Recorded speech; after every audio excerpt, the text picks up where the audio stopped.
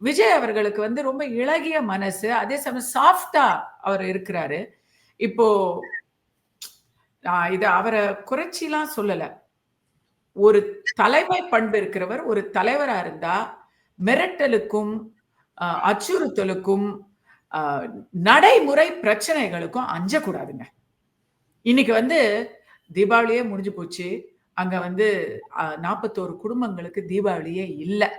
அவங்களுக்கெல்லாம் பணம் போட்டிருக்காங்கங்கிறத நாம வியந்து பாராட்டுறோம். ஏன்னா, அ ஒரு குடும்பத்துல 2 பெண் பிள்ளைகளோட உசுரு போயிருக்கு. அதுக்கு தலா 20,00,000 குடுத்திருக்காரு அப்படின்னா, 41 பேருனா 8.2 குரோர்ஸ் சரிங்களா?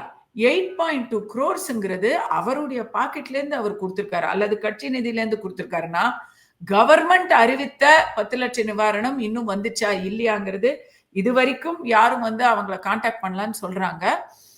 எல்லாத்த விட ஒரு பெரிய பண உதவி தான்.